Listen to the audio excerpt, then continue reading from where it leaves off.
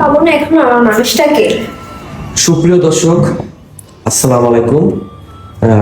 জীবন গল্পে আপনাদের স্বাগতম জানাই। ক্যামেরার সামনে একটি ছোট্ট বোন রয়েছে, তার জীবন গল্প আজকে আমরা তুলে ধরবো। আসসালামু আলাইকুম আপু। ওয়ালাইকুম সালাম ভাইয়া। কেমন আছেন? আলহামদুলিল্লাহ ভালো আছি, আপনারা কেমন আছেন? আলহামদুলিল্লাহ। আপনার গ্রামের বাড়ি কোথায় আপু? ভাই আমার গ্রামের বাড়ি যশোর ঝিনাইদহ। যশোর ঝিনাইদহ। আচ্ছা, আপনার নামটা কি? আমার নাম মুসাম্মদ আয়েশা। মুসাম্মদ আয়েশা। আপনার পড়াশোনা কতটুকু? আমি ক্লাস 9 পর্যন্ত পড়ছি। ক্লাস 9 পর্যন্ত পড়াশোনা করেছেন। আপনার ফ্যামিলিতে কে কে আছে? আমার মা আছে, আমার ছোট বোন আছে। আপনার বাবার কি হয়েছে? ভাই আমার বাবা আজকে 13 বছর হলো। আমার ছোট বোন যখন পেটে আসছে আমার বাবা বিয়ে করে চলে গেছে। ঠিক আছে, তার সাথে আর কোনো যোগাযোগ নেই? সে বেঁচে আছে কিনা সেটাও আমরা জানি না। তাহলে আপনার ফ্যামিলি চলে কিভাবে?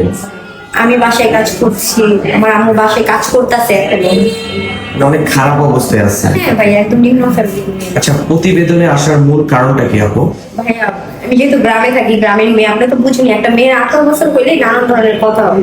যেহেতু আমি পরিপূর্ণ একজন তরুণী, আমার বয়স 23, মূলত এক মনের একটা মানুষের জন্য আসছি যে আমাকে বিয়ে করবে।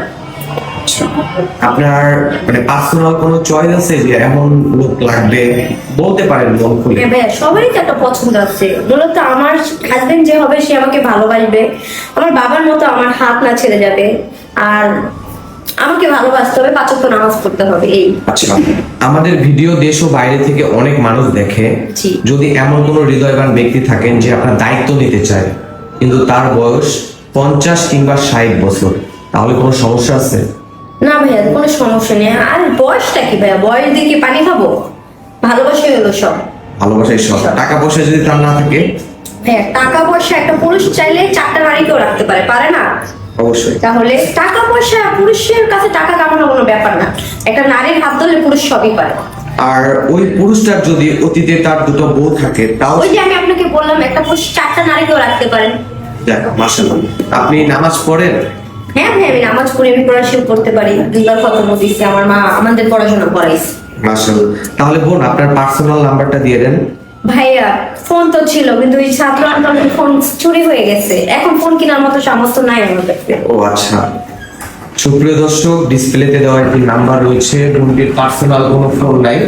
আপনারা যদি চান তাহলে আমরা ইনশাল্লাহ যোগাযোগ করিয়ে দিব, ইনশাল্লাহ। আচ্ছা বোন, বিয়ের পরে সবারই স্বপ্ন থাকে জামাইকে নিয়ে ঘুরতে যাবেন। আপনি কোথায় যাবেন? আমার জামাই আমাকে যদি মানে কবরও নিয়ে যাবে সেখানে। মাশাআল্লাহ মাশাআল্লাহ। জামাইকে কি নামে ডাকবেন? সেটা আপনাকে কেন বলবো? সিক্রেট। আচ্ছা, যাই হোক দর্শক, আপনি ওর জামাইকে কি নামে ডাকবে সে আমাকে বলে নাই। অবশ্যই যে জামাই হবে তাকে বলবে। আর বোনটি মন মানসিকতা অনেক ভালো। যদি কেউ যোগাযোগ করতে চান, ইনশাল্লাহ ভালো একটা মেয়ে আমাদের বললেন, ইনশাল্লাহ আমরা যোগাযোগ করে দেব। ওকে বোন, ভালো থাকবেন, সুস্থ থাকবেন। আসসালামু আলাইকুম। ওয়ালাইকুম আসসালাম ভাই, আপনার ভালো থাকবেন। আসসালাম।